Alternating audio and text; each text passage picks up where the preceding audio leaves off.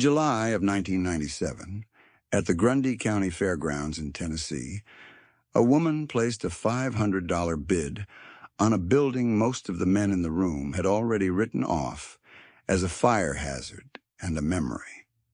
The building was a smokehouse, 100 square feet of dry-stacked limestone and hand-hewn oak, soot black inside from a century of hickory fires, sitting on a failing farm being auctioned off in lots on a Thursday morning.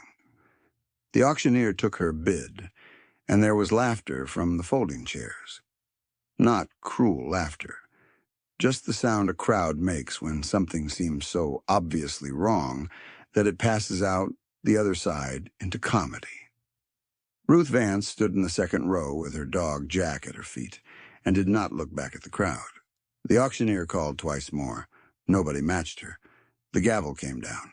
By the spring of 2019, a chef named Mark Ellard would drive 4 hours from Asheville, North Carolina, to that same piece of ground in Grundy County with $11,200 in cash, and he would not ask Ruth Vance once about the price. He would ask her about her grandfather. This is the story of the 22 years between those two moments, and why a building that made a roomful of farmers laugh in 1997 produced a number in 2019 that made one of them go very quiet. If you have ever stood next to something that everyone around you was sure was worthless and felt certain they were wrong, leave a word about it in the comments. We will get back to the story now.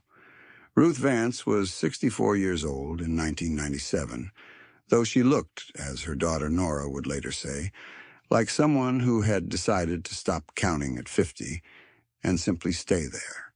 She had been raised on these 18 acres in Grundy County, had married a man named Cal Vance, who had worked the ridge above the county road for 30 years before his heart quit on him in 1991, and had farmed the land on her own since then. She was known for two things in that part of the county: the steadiness of her voice in any difficult situation, and an unusual way with heritage breed hogs that most of her neighbors found impractical and a few found faintly eccentric. She ran Berkshire and Duroc crosses, a handful at a time, on open pasture. She kept the herd small by a rule she had not invented. She did not grow beyond 22 head. She had kept to that number for 6 years without exception, and she did not explain why to anyone who asked. The farm that went to auction that July morning had belonged to the Tatum family, 3 generations of them, and the smokehouse was the last thing they had built before switching to commodity row crops in the early 1960s. By 1997, it was last on the auction list, offered as a structures-only lot, land rights not included, meaning whoever bought it had 14 days to dismantle it or demonstrate a clear use on their own property. The extension agent from the University Cooperative Office was there that morning, as he was at most Grundy County farm auctions. His name was Dale Hicks. He was 52, had spent 27 years with the Cooperative Extension Service out of the University of Tennessee, and had a particular investment in what he called the transition to modern food safety practices in small farm processing. He was not a bad man. He was a man who had watched a generation of small producers struggle with inconsistent product and liability exposure, who had seen the federal guidelines developed precisely to address those failures, and who believed sincerely, with the confidence of someone whose model had never broken in front of him, that the old whole hog smokehouse tradition was a liability dressed up as nostalgia. When Ruth's bid came in, Dale leaned over to the man beside him, a buyer from a Franklin County pork operation, and said it quietly enough that he thought only one row could hear. "That building is a museum piece," he said. "You cannot cure commercially in a structure like that. There is no temperature control, no humidity logging, no USDA inspection pathway. What she is buying is a problem, He said it without malice. He said it as a statement of fact. Ruth heard him. She did not turn around. Jack settled his chin on her boot. She had the building moved in 3 sections to her own property that September, remortared on a stone pad behind the barn, and had the oak frame interior repaired by a carpenter from Monagle, who understood old-growth timber joinery. By the time the first frost settled into the valley that November, the smokehouse stood on Ruth Vance's land, still smelling of a century of smoke, its limestone walls 2 feet thick at the base. The upper vent pitched at the same angle Elias Vance had set it 76 years before. Let me tell you about Elias Vance, because the smokehouse cannot be understood without him, and the value of what Ruth bought at that auction for $500 cannot be understood without what she had already found 3 years earlier, wrapped in oilcloth behind a loosened stone near the east wall of the Tatum smokehouse. She had been helping the Tatums clear the building in the fall of 1994, before the auction, when they were still hoping to find a buyer for the whole farm.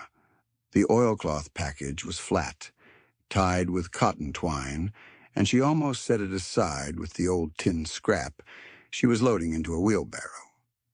She untied it, standing in the doorway. Inside was a ledger, sewn binding, 51 pages in her grandfather's hand, dated from 1922 through 1947. Elias Vance had built the Tatum Smokehouse in 1921 as payment on a debt.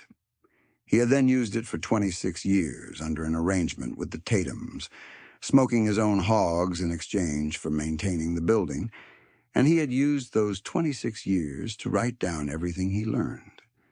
The ledger was not a recipe book in the way people usually mean. It was an observational record.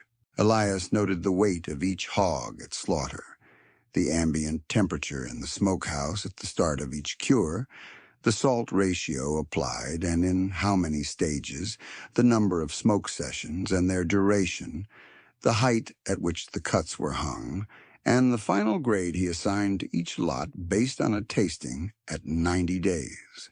He had developed, through trial and recorded error, a system. He applied salt at 1.8% of trimmed weight, always in 3 stages spread across 12 days. He cold smoked at a temperature he described as just comfortable to hold your hand in, which the ledger's context placed at somewhere between 80 and 90 degrees Fahrenheit. Run for 18 hours at a stretch, 3 sessions total, with 5 days between each. Then he hung the cuts in the upper chamber for 90 days before touching them. The mechanism behind Elias's system was not sentiment. Let me explain what was actually happening in that building. Dry salt, curing at low percentages applied in stages, allows the salt to penetrate the muscle fibers slowly, without drawing too much surface moisture, which protects against case hardening, the phenomenon where a dry outer crust seals moisture inside and creates conditions for anaerobic spoilage. 3 applications spaced across 12 days ensured even distribution into the thickest cuts. The cold smoke at 80 to 90 degrees Fahrenheit deposited phenol and aldehyde compounds from the hickory and apple wood into the outer layers of the meat, creating an antimicrobial surface barrier without cooking the protein, which would have halted the enzymatic aging process Elias wanted. The 90-day hang in the upper chamber allowed those enzymes, primarily cathepsins in the muscle tissue, to slowly break down complex proteins into shorter peptide chains, which is what produces the concentrated, mineral-backed flavor that has no analog in a refrigerated product. Elias had discovered, empirically and over 26 years, a process that aligned almost exactly with what European dry-cure traditions had refined over centuries. He had found it the same way they had, by watching what the building did and writing it down. The building itself was part of the system. Limestone walls, 2 feet thick, buffer temperature swings, maintaining a chamber that runs cool in summer and modestly warmer in winter, without the dramatic swings of a wood frame structure. A century of smoke has deposited resinous compounds throughout the wood interior that contribute a low-level antimicrobial environment. The specific dimensions of the Tatum Smokehouse, which Elias had himself designed and built, created an airflow pattern from the lower fire chamber to the upper hanging vault that Elias had noted in the ledger as favorable without knowing precisely why. Ruth understood why eventually. The physics of it, the buoyancy of warm smoke rising and then cooling against the upper stone, created a slow cycling convection that dried the surface of hanging cuts evenly while the cold smoke sessions were running. Ruth carried the ledger home in her coat pocket in the fall of 1994. She read it twice before the end of the week.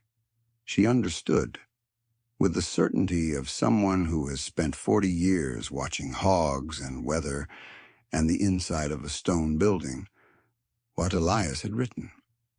She went to the Tatums the following spring and asked if she could use the smokehouse for one season before they sold the farm.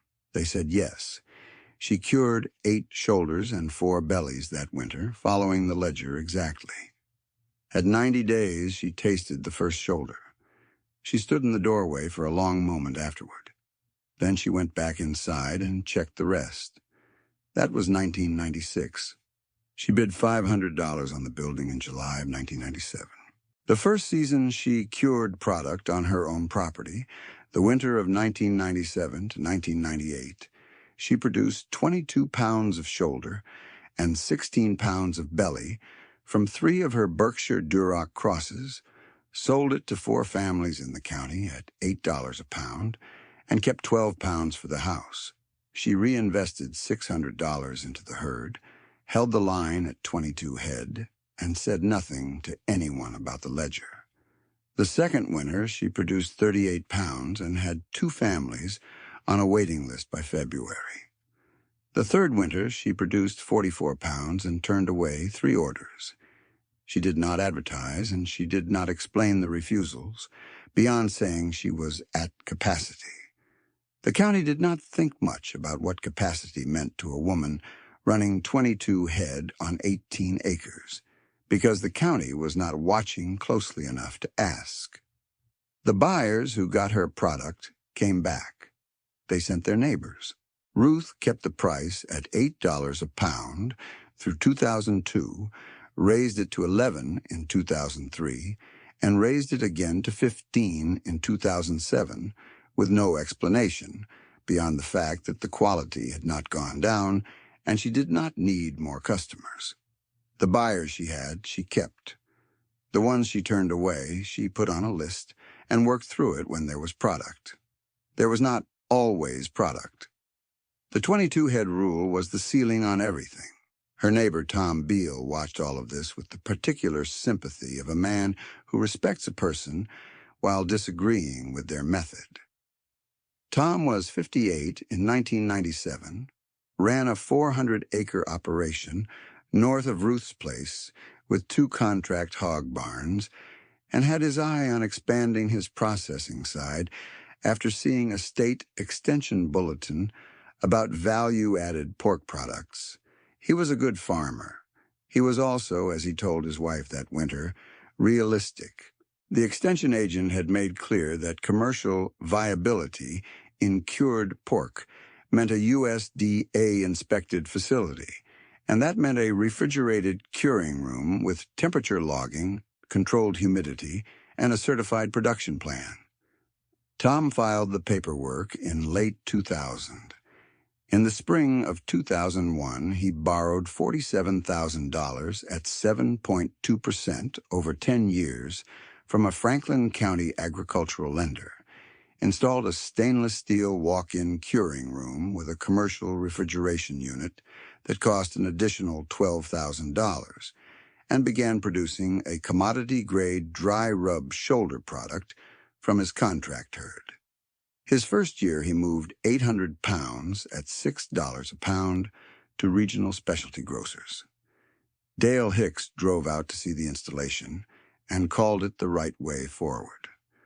Nora Vance was 26 in 2005 and had a degree in business administration from the University of Tennessee at Chattanooga. She had come back to the farm that spring because her mother's hip had been bothering her and someone needed to manage the accounts. She stayed because she could not make herself leave, and she had not come home without opinions. Ruth's Smokehouse operation still ran without USDA certification, which Nora had looked up and understood to mean legal gray territory, and the herd size was still capped at 22, which Nora had run the numbers on and found impossible to justify as anything but sentiment.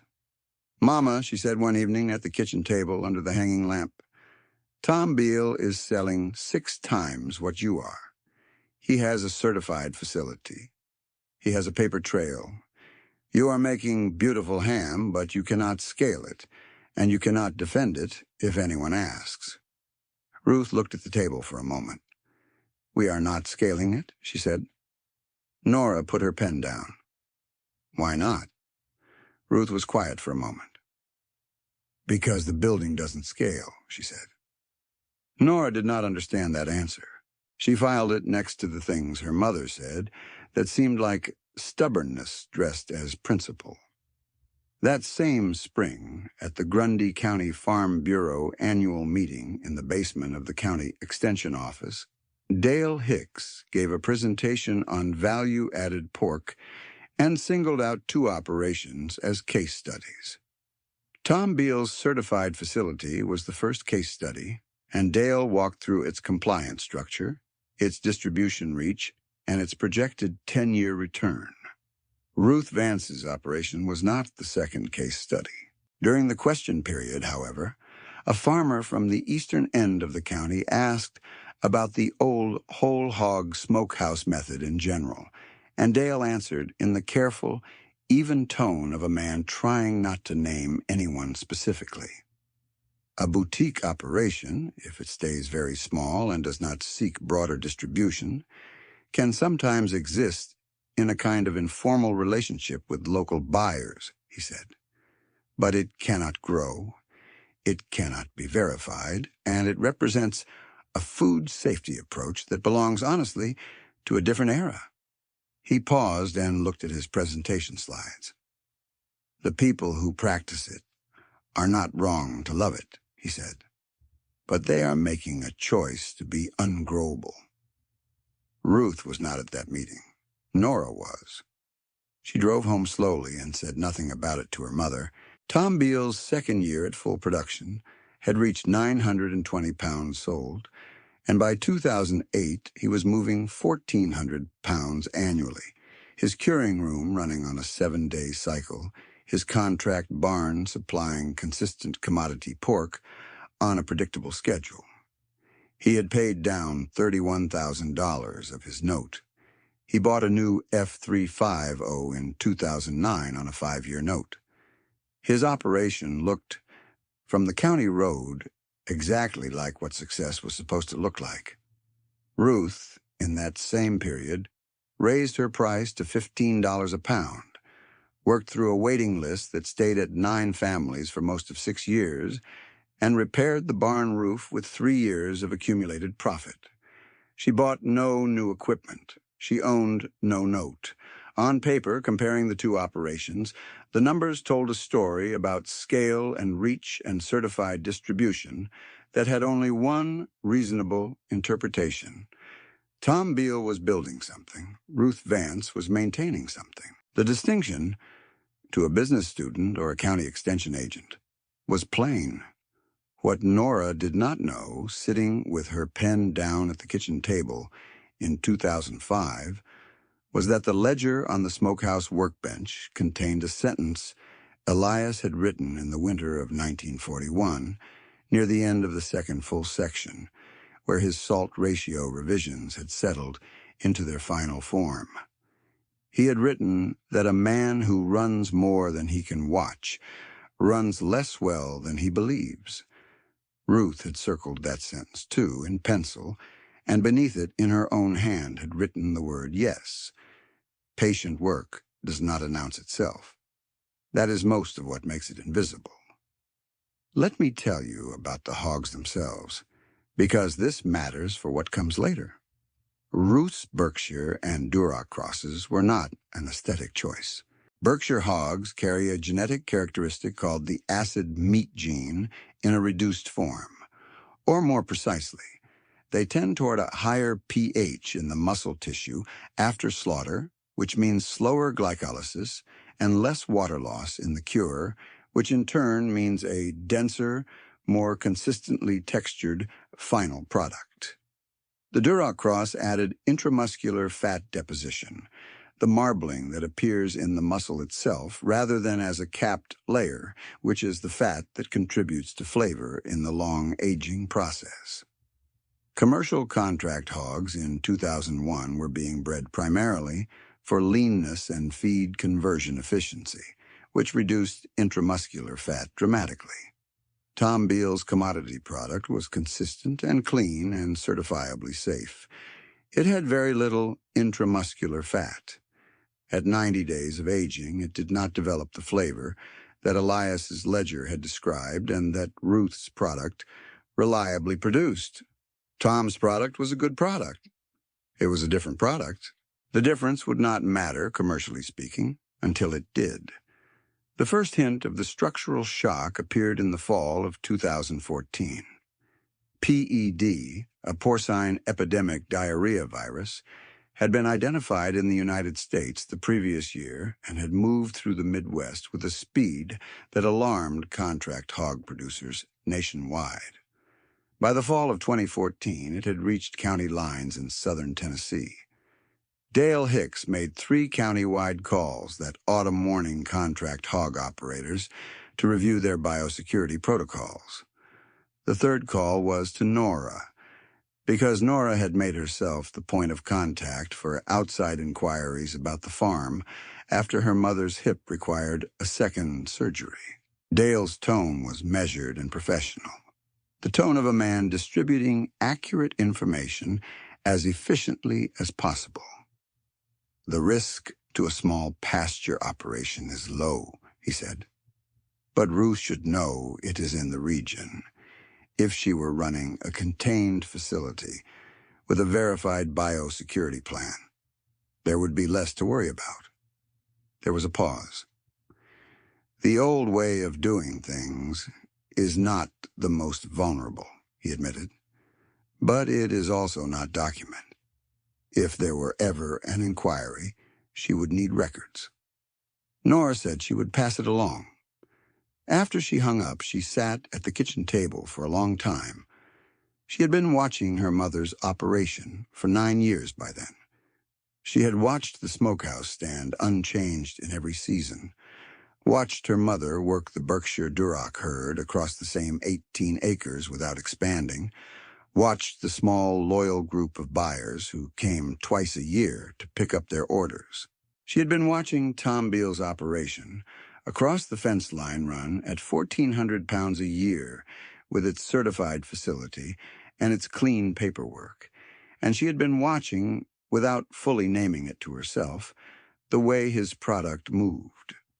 Regional grocers, distribution contracts, a wholesale account with a Nashville area restaurant group that had come and then quietly gone the previous spring over quality consistency complaints. The PED outbreak reached Tom Beal's contract barns in February of 2015. The virus traveled in the waste slurry of contaminated trucks, and the contract hog system in southern Tennessee ran on a tight feed and transport loop that connected 12 operations across 3 counties on a shared road schedule. Once one barn was infected, the route did the rest. Tom's 2 barns were hit within the same week. He lost 40% of his herd in 6 weeks. The contract barn supplier suspended delivery. His commodity processing pipeline went dry. His USDA walk-in curing room, $59,000 in borrowed and paid-down infrastructure, stood empty. He could not afford to restock with the same speed the contract arrangement would have required, even if the supplier had been willing to resume. The F350 note still had 14 months on it. By the fall of 2015, his curing room had been idle for 7 months.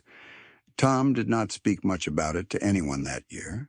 He fixed fence in the fall and planted wheat on the back 40 and waited to see what the next season would bring. The county average commodity pork yield in Grundy County that year was measured by the State Extension Office at 62% of prior year output. The farms that ran uniform commercial genetics in contained barn systems had taken the worst of it. The farms that ran small heritage herds on open pasture had seen no illness. Ruth Vance did not lose a single animal. What a structural force settles, it settles without asking for anyone's opinion. Nora stood in the smokehouse doorway that November with her mother, watching Ruth check the hanging cuts, and she said something she had not said in 9 years of standing on the skeptical side of the argument. "Show me how you read them," she said. Ruth paused in the act of pressing a finger against the skin of a hanging shoulder. She looked at her daughter. "Come here," she said. The years between the structural shock and the morning Mark Ellard drove to Grundy County were 3 years in which Nora learned everything Elias had written down.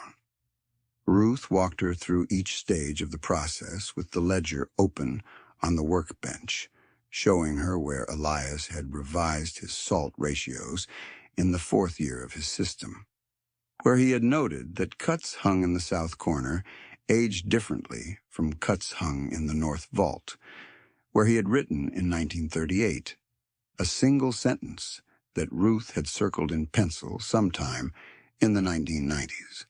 "The building does the slow work. Our job is only not to interfere." Nora spent those 3 years not just learning the process, but understanding it, from the mechanism outward, the way her business education had trained her to read a system so that she could eventually explain to someone exactly why the product was what it was and where the value lived. The qualified outside judge arrived as these things usually arrive, not announced, following a chain of quiet recommendations so informal that no one involved thought of it as a chain at all. A food writer based in Knoxville had been given a small unlabeled sample at a dinner in the spring of 2017 by a buyer who had purchased from Ruth for 11 years.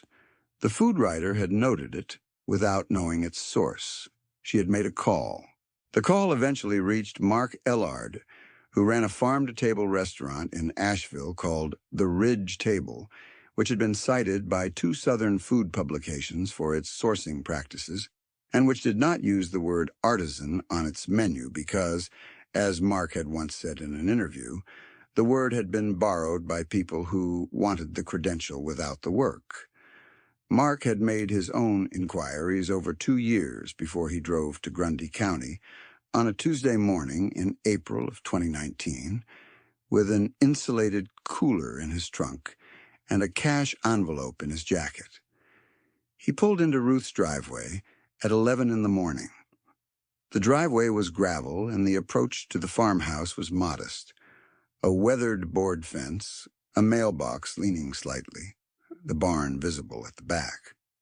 What was visible from the road was not the kind of visible that impresses anyone looking for the conventional markers of a successful operation. Nora was at the kitchen table when the car turned in. She went to the window. She did not recognize the vehicle. Dale Hicks had arrived 20 minutes earlier. He was there, as it happened, for a routine compliance follow-up, a paperwork question about a state program Ruth had been sent information on. He was standing on the porch steps with a manila folder when Mark Ellard parked on the gravel and got out. Jack lifted his head from the flagstone by the porch post and watched the car. Mark Ellard was 41, compact, the kind of quiet that comes from working kitchens for 20 years rather than from temperament. He shook Ruth's hand and Nora's and nodded at Dale without introduction, and then he asked Ruth if he could see the smokehouse. She walked him around the barn without hurry. He stood in the doorway for a full minute without speaking. He walked in, looked at the hanging cuts in the upper vault, touched the limestone wall once with an open palm, and stood beneath the cuts for a long moment in the silence of the building. He came back to the doorway and looked at the small fire chamber at the base of the south wall where Ruth laid hickory and apple wood for the smoke sessions. He crouched and looked at the floor, which was packed earth, not concrete, darkened with a century of drippings from the hanging meat above. He stood up slowly. He looked at the vent angle at the peak of the roof. He was a man reading a building the way another person reads a room for mood, looking at the physical evidence of a long, consistent practice, and deriving from it a body of understanding he could not have gotten from a photograph. When he came out, he stood in the sunlight and looked at Ruth. "How many hogs are you running?" he said. 22, Ruth said. He nodded once. He looked at the pasture beyond the fence line, where 4 Berkshire crosses were grazing the high grass, along the south fence in the morning light, their dark coats catching the April sun. He looked back at the smokehouse. He did not ask about certification. He did not ask about the process. He said, I have been looking for 2 years for product that tastes like what I was shown in Knoxville." He looked at Nora. "Is there product available?" Nora had the winter inventory in her head to the pound. 320 pounds of shoulder and belly, she said. "Current cure?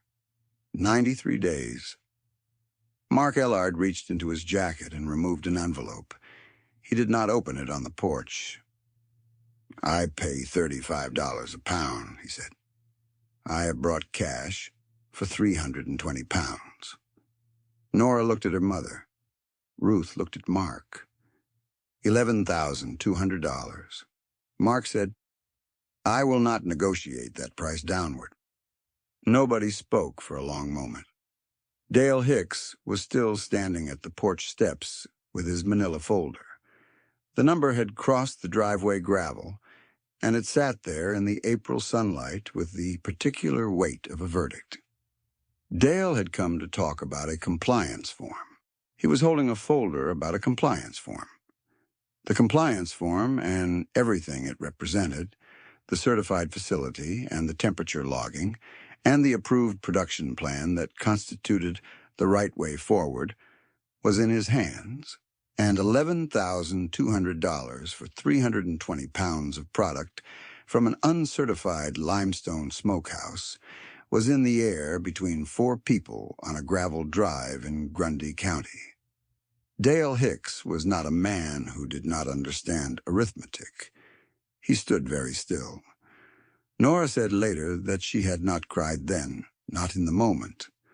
What she felt was not triumph, she said, but a kind of finally, the physical sensation of a thing that has been true for a long time being read correctly by someone qualified to read it. Ruth Vance said nothing at all. She looked at Mark Ellard for a moment, and then she looked down at Jack, who had come around the corner of the barn and was sitting now at her left boot, watching the stranger on the gravel with calm, dark eyes. Dale Hicks stood at the porch steps for a long time after Mark and Nora went into the barn to load the cooler. He did not open his manila folder. Eventually he looked at Ruth, who was standing near the fence. He said, "I have been wrong about this." He said it plainly, the way a careful man admits something he has thought over carefully before saying. He did not elaborate. Ruth looked at him for a moment. "You were not wrong about the model," she said. "The model is fine for what the model is good for." Dale looked at his shoes for a moment. "That is more generous than I deserve," he said. "It is just accurate," Ruth said. "There is a kind of knowing that is wide and confident and built for scale, and there is a kind of knowing that is narrow and deep and built for one piece of ground over a long time." They are not in competition, except when the first kind forgets that the second kind exists. Mark Allard returned 4 more times before the end of that year. He brought a food writer from a regional magazine on his 3rd visit. He never once asked Ruth to increase her herd. He asked about the ledger on his 2nd visit, and Ruth had Nora bring it to the smokehouse and set it on the workbench, and Mark stood over it for a long time, reading Elias's revisions in the margins of the salt ratio pages. He did not touch it without asking. Tom Beale came to Ruth's kitchen table in October of 2019. He had spent 2 years restocking with heritage breed hogs. Slowly, 8 had to start and then 12 by the fall of 2018, and had come to ask about the curing method. His wife drove him over. He sat in the same chair Dale Hicks had sat in during a site visit in 2003 to review Ruth's documentation, or rather the absence of documentation Dale had found troubling. Tom took his cap off when he came in the door. Ruth served coffee. She walked him through the process at a level of detail that required 2 hours and the open ledger. Tom asked about the Berkshire Duroc cross specifically, about the fat deposition and the pH. Ruth answered every question. She did not say anything about the years his curing room had been the county model, and hers had been the county joke. There was nothing to say about that. The questions he was asking were the same questions she had been asking since 1994, and he deserved the same answers. When he left, he shook her hand at the door and looked at the smokehouse standing behind the barn in the October dusk. He did not say anything else. He did not need to. 3 families from the eastern end of the county came to be taught over the following 2 seasons. Ruth charged nothing for the instruction and sold seed stock at cost. She held the line at 22 head on her own operation without exception, as she had for 26 years by then. She gave Nora a clean hand-copied version of Elias's ledger, bound in canvas, corrected and annotated in Ruth's own hand alongside his. Nora put it on the shelf in the smokehouse below the point where Elias's journal had been found behind the stone, which Ruth had never sealed back. Dale Hicks wrote Ruth a letter in December of 2019. It was 2 paragraphs, handwritten on Extension Office letterhead. He thanked her for speaking to him plainly in April and said he had been thinking about it since. He said he thought he had confused what his guidelines could protect against with what they could not produce. Ruth read it twice in the smokehouse with the door open on a cold morning, and then tacked it to the oak beam beside the vent, next to a notation Elias had made in the ledger about the favorable airflow pattern in this particular building, the one he had measured and described without knowing its physics. What is adaptive does not announce itself. It simply remains. It is worth saying plainly what this story is about, because it is not finally about ham. Ruth Vance's smokehouse did one thing for 22 years that no certified refrigerated facility in Grundy County could replicate, and it did it not because of nostalgia and not because of stubborn tradition, but because of specific, learnable, explainable mechanisms that Elias Vance had taken 26 years to discover and write down. The stone walls held temperature. The century of smoke had prepared the interior in ways that chemistry can now explain. The heritage breed genetics preserved a fat structure that industrial selection had been breeding away for 40 years. The patience of 90 days allowed enzymatic processes to complete that shorter curing cycles interrupt. None of this was sentiment. All of it was information. The difference between Elias's method and Dale Hicks's approved protocol was not the difference between old and new. It was the difference between knowing one specific system very deeply and knowing many systems in a way that can be written into a universal checklist.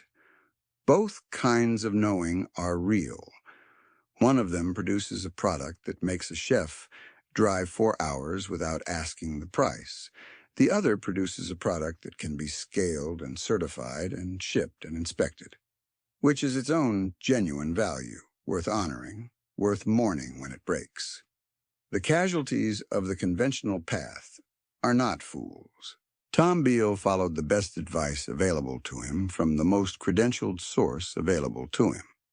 And a disease he could not have anticipated broke the supply chain he had built in good faith, and he lost 2 years of work and borrowed against 3 more. He was not wrong to follow the model.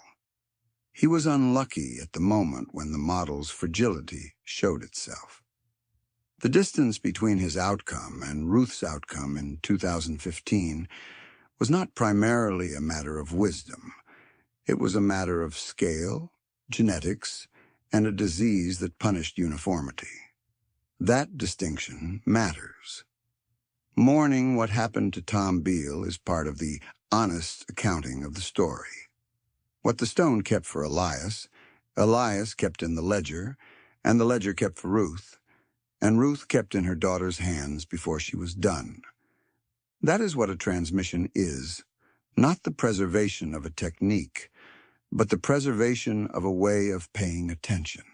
The question Elias asked in 1922 when he tossed his first unsatisfactory shoulder and started over was the same question Nora asked, standing in the Smokehouse doorway in November of 2015 when she said, "Show me how you read them." The question is not, how do I do this faster? The question is, what is actually happening here? 22 head, 18 acres, 90 days, a building that does the slow work. Jack was asleep at Ruth's feet the evening Nora came to sit with her on the porch in the long Tennessee dusk of early summer 2020, the canvas-bound ledger copy in Nora's hands, Elias's original on the shelf inside.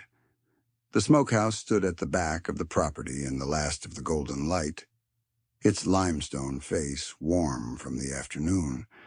The vent at the top angled the way Elias had set it when Woodrow Wilson was still president. Ruth had a cup of coffee on her knee.